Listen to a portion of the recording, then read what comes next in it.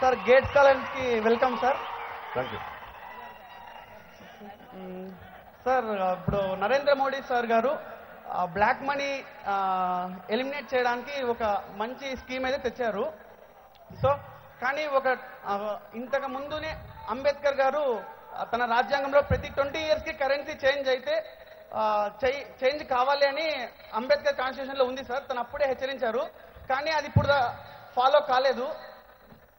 అలా 20 years ఒకసారి currency change చేసినట్టయితే బ్లాక్ మనీ అనే ప్రాబ్లమే ఉండదు సార్. ఎందుకంటే చాలా మంది అమౌంట్ స్టోర్ చేసుకునే వాళ్ళు భయపడుతూ ఉంటారు అమౌంట్ స్టోర్ చేసుకోవాలని. కరెన్సీ చేంజ్ చేసినట్టయితే బ్లాక్ మనీ నిర్మూలించవచ్చు సార్. సార్ ఇంకోటి ఏంటంటే రాయలసీమ అనంతపూర్ జిల్లాకి మాత్రమే 6,500 కోట్లు ప్రత్యేక హోదా స్పెషల్ ట్యాక్స్ గా అలాట్ చేసినాము అని ఈరోజు మార్నింగ్ కూడా న్యూస్ లో పబ్లిక్ పాయింట్ ఏపీ న్యూస్ లో నేను చూశాను సార్. టీడీపీ వాళ్ళు చెప్పారు 6,500 కోట్లు అనంతపూర్ స్టేటస్ కి మాత్రమే ఇచ్చారని ఈరోజు మార్నింగ్ టీవీలో చూశాను సార్. కానీ పేపర్లో చెప్పడానికి గొంతు చెప్పడానికి దానికి ప్రూఫ్ ఏంటంటే మా correspondent sir Sudheer Reddy sir గారు ఈరోజు మార్నింగ్ ఏబిఎన్ న్యూస్ లో పబ్లిక్ పాయింట్ లో లైవ్ టెలికాస్ట్ చేశారు సార్. మేము చూసాము. మా సార్ కూడా దీనికి వ్యతిరేకంగా ప్రశ్నించారు.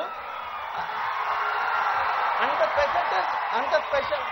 స్పెషల్ స్టేటస్ అంత అలాట్ చేసినప్పటికీ కూడా మన అనంతపూర్ జిల్లాని కరూరు జిల్లాగా ప్రకటించారు. అయినప్పటికీ ఇంత అమౌంట్ ని అమరావతికి ఖర్చు పెడుతున్నారు.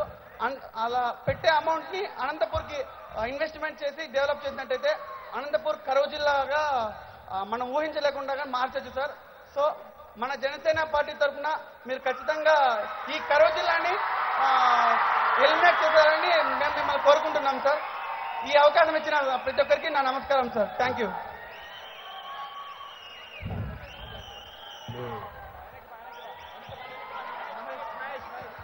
ఆయన బ్లాక్ మనీ విషయం ఇవన్నీ ఓట్లు కొనుక్కునే స్థాయికి డబ్బులు పంచడం వల్ల ఓట్లు కొనుక్కునే స్థాయికి మనం వెళ్ళిపోయి ఈ సమస్యలన్నీ ఉన్నప్పుడు బ్లాక్ మనీని అంటే అన్అకౌంటెడ్ మనీని బయటికి తీసుకురావాల్సిన అవసరం ఉంది. అది చాలా మంచి పని, అది నేను నమ్ముతాను. కానీ తీసుకొచ్చే విధానంలో చాలా మంది ఇబ్బందులు పడవచ్చు. ఎందుకంటే మనకి ట్యాక్సులు కట్టాలంటే మనందరికీ ఇబ్బంది. దానికి కారణం కూడా ఏంటంటే మనకి కష్టపడి డబ్బులు సంపాదిస్తే తిరిగి గవర్నమెంట్ మన దగ్గర నుంచి ట్యాక్సులు తీసుకొని ఆ ట్యాక్సులు తగ్గట్టుగా మనందరికీ సరైన వసతులు ఇవ్వాలి. అది కల్పించినప్పుడు జనరల్ ఎవరికి ట్యాక్సులు పే చేయడానికి ఉండదు. ఒక సగటు భారతీయుడు ట్యాక్సులు కట్టకపోవడానికి ముఖ్య కారణం డబ్బు కట్టి ప్రయోజనం ఏంటి, ఎవరో రాజకీయ నాయకులతో తినేస్తారు, వాళ్ళ జేబులోకి వెళ్ళిపోతాయని చెప్పి ట్యాక్సులు కట్టరు. అసలు ప్రక్షాళన జరగాల్సింది రాజకీయ నాయకుల్లో ప్రక్షాళన జరగాలి.